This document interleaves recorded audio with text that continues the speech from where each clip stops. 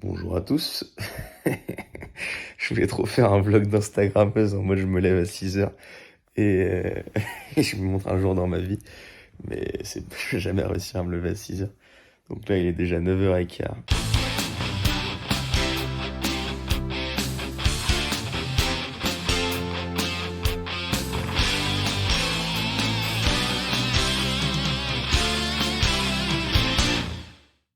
Donc salut à tous, aujourd'hui première vidéo, on va voir ensemble où j'en suis, les bases, les stats, quelle est ma VMA, quelle est ma FTP, tous ces acronymes en tout genre pour avoir mon niveau en natation, vélo et course à pied. Comme ça on sait d'où je pars et on sait où je vais. Donc le premier test qu'on va faire, ça va être un test FTP. Donc FTP, ça vient de l'anglais Functional Threshold Power, qui va nous permettre de savoir la puissance que je suis capable de tenir pendant 1 heure à vélo. Et ça va être pratique. Pourquoi? Parce que une fois que je la connais, je sais à quel seuil m'entraîner pour calculer les puissances que je dois mettre dans chaque intervalle.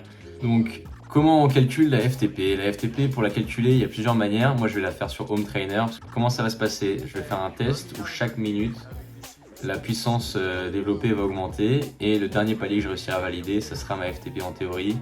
Mais je pense que si je dure pas assez longtemps, il y aura une sorte de... ça sera mis en prorata par rapport à la durée que j'ai tenue. Donc comme on peut le voir là pendant le test que je suis en train d'effectuer, les premières minutes sont relativement simples. C'est pas très compliqué, ça pédale facile. On est en dessous de 150 watts, c'est une allure très, très tenable, pas de galère. Mais rapidement, on arrive vite à un niveau où dès qu'on passe les 200 watts, tout de suite, ça se corse très vite. Et à partir de 200 watts, on rentre vraiment dans le dur. Et à partir de 250, 260 watts, directement, là on est dans le dur et faut se battre mentalement. Donc je passe les 300 watts, jusque là tout va bien. Et 320 watts, j'explose, je valide le palier, mais je m'arrête ici. Donc ce test FTP, au final, il me donne une FTP de 241 watts. Donc je suis plutôt satisfait, ça veut dire que je peux tenir cette puissance pendant 1 heure. Donc je sais pas, pendant 3 heures, qui est à peu près la durée de Alpha Ironman. Peut-être 200 watts, ce serait 180, 200 watts. Si j'arrive à tenir ça pendant 3 heures, je serai largement satisfait. Et puis ça se trouve, dans 2 mois, elle sera largement supérieure. Et puis on verra quelle puissance je serai capable de tenir pendant 1 heure. Maintenant, le deuxième test qu'on va effectuer, ça va être un test de VMA. Donc la VMA, je pense que vous en avez plus entendu parler parce qu'on en a fait quand j'étais au collège, au lycée, des tests comme ça. Donc il y a plusieurs manières de la mesurer également. On peut la faire sur tapis à la salle de sport ou sur piste. Donc là, moi je vais le faire sur piste avec un test qui s'appelle le test demi-Cooper. Donc le but, il est très simple, il est très con. Tu cours pendant 6 minutes le plus vite possible et après la distance que tu as parcourue, tu la divises par 100 et ça te donne ta VMA. Donc si tu fais 1500 mètres en 6 minutes, tu as 15 de VMA. Si tu fais 2000 mètres, tu as 20 de VMA, etc. Donc on va voir ce que je suis capable de faire et c'est parti. Donc la VMA, tout comme la FTP, c'est pratique parce qu'il y a pas mal de mecs qui l'ont étudié et ça va me permettre moi d'avoir mes vitesses pour quand je cours des intervalles ou alors mes vitesses de récupération, etc. Et savoir quelle vitesse je suis capable de tenir sur un semi-marathon, toutes ces équivalences-là. Donc à partir de ma vitesse VMA, je suis capable d'avoir une estimation de mon temps au 10 km, semi-marathon, marathon, etc. Donc c'est très pratique quand on n'a pas encore fait la distance. C'est quoi l'objectif là, mon petit Polo? 18, 19, 19 serait le rêve, Ouais. 20 champagne ce soir.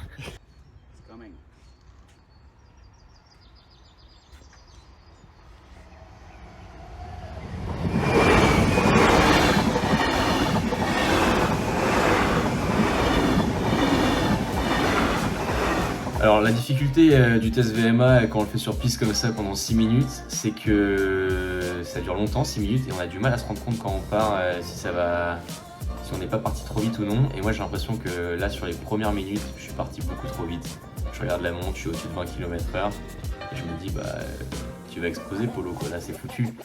Et pour le moment, donc je pars tranquillement, les premiers tours passent, ça va, mais à partir de 3 minutes ou la 4e minute, on commence à rentrer dans le dur, je vois mon cœur qui dépasse les 190 BPM, ça devient vraiment dur. Et là je dois me battre pour pas ralentir et essayer de parcourir le plus de distance possible, mais c'est vraiment dur. Et finalement à la 6e minute, j'arrive à 1900 mètres. Donc ça me donne une VMA de 19 km/h, ce qui est largement satisfaisant. Mais qu'est-ce que c'était dur et je m'en veux un peu d'être parti trop vite. Alors le troisième et dernier test qu'on va faire aujourd'hui, ça va être un test en natation. Alors j'y connais rien en natation, du coup j'ai tapé test vitesse natation. Et il y en a des centaines. Il y a des tests, le T30 je crois, qui consiste à parcourir le plus de distance pendant 30 minutes. Sauf que moi je sais pas nager 30 minutes, donc je l'ai skippé. Mais je me suis dit je vais me tester sur un 1000 mètres et voir ce que ça donne. Et donc c'est ce que je suis allé faire. Je suis allé à la piscine de Oerlikon, à la piscine à côté de chez moi. Et je me suis dit, vu que j'ai un peu peur dans l'eau et tout ça, je me suis dit, déjà que j'ai peur, je vais pas me rajouter la peur d'y avoir trop de gens. Vous savez, quand il y a trop de monde à la piscine, tu te rentres dedans et tout dans les pieds des gens. Donc je vais y aller à 14h un vendredi. J'y vais à 14h un vendredi et je me dis, là il y aura personne, c'est sûr, Polo, il y aura personne. Et en fait, la piscine était remplie, je crois que c'est les vacances scolaires ou je sais pas quoi. Mais bon, donc voilà, donc je fais mon 1000 mètres tranquillement. Au final, ça va, il y a des lignes qui se désengorgent, tout va bien. Et j'arrive à faire mon 1000 mètres. Au final, je le clôture, je crois, en 22 minutes 30. Donc au-dessus des 20 minutes, donc au-dessus des 2 minutes par 100 mètres. Mais bon, je dirais que ma vitesse de croisière, c'est 2 minutes 15 par 100 mètres. Donc ça donne une bonne valeur de référence. Et puis je pense qu'il y a matière à bien l'améliorer dans les prochaines semaines si j'arrive à m'entraîner régulièrement. Bon, donc voilà, donc si on récapitule mes stats actuelles aujourd'hui, on est le 28 avril 2023. J'ai une VMA de 19,2 km/h, une FTP de 241 watts et j'arrive à faire 1000 mètres en 22 minutes 30.